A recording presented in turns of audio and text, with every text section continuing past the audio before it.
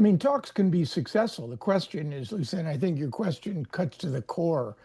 And as I mentioned, I've been around summits and negotiations in Middle East for a better part of 20 years. I know there are fundamental differences, but basically, you need four things. And I just don't see them. Number one, leaders both who are willing to negotiate seriously.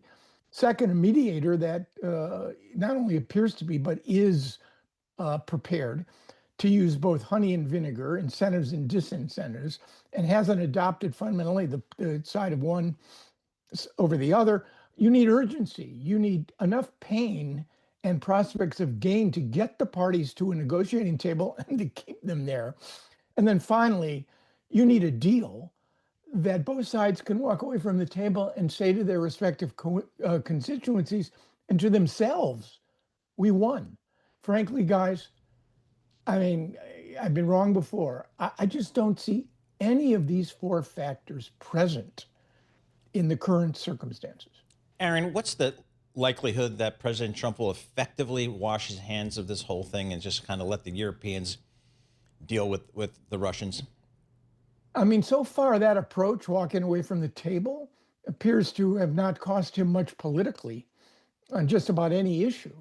Walking away from the table, I worked for Bush 41 and his immensely talented Secretary of State, James Baker. Baker threatened to walk a couple times with both Israel and Syria, and it worked. But then again, there is no James Baker here, and there is no Bush 41.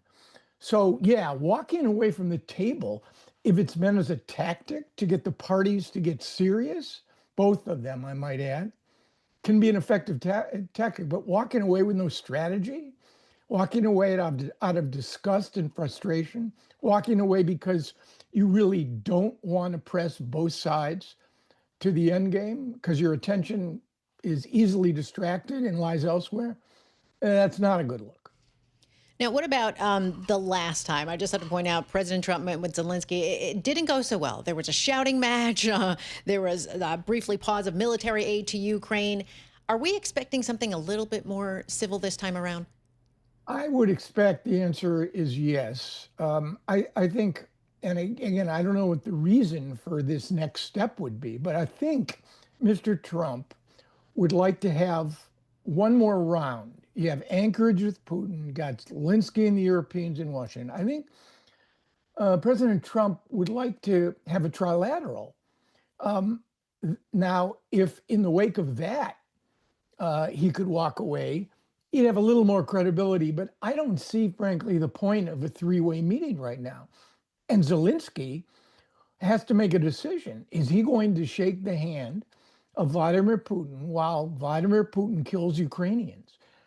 Literally yesterday, today, tomorrow, coming week, without any promise that that meeting would lead to, at a minimum, ceasefire. He's in a bind, and Trump put him there, as did Mr. Putin, who, to use the president's words right now, by the president's own choice, I might add, because Trump has many cards to play, but right now, Putin's got them all. Yep. And Trump appears not to want to take any of them back.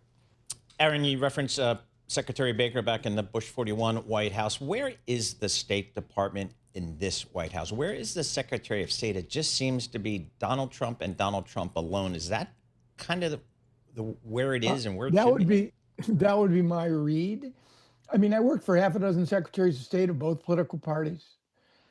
I mean, I think Marco Rubio, probably of all the national security team that the president put together, is clearly the most knowledgeable.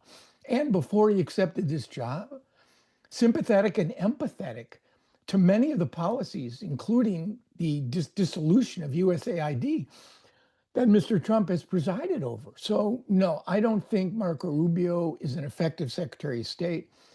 To be an effective Secretary of State, you need the supreme confidence of the president.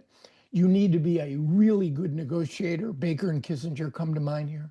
One other thing, you got to be willing to sit your boss down and say, you are not headed in the right direction.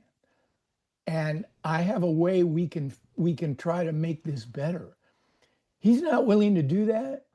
If loyalty Loyalty is key here. Blind loyalty is a disaster.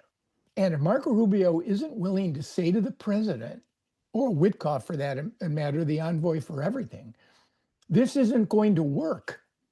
I mean, what value are these advisors? Right.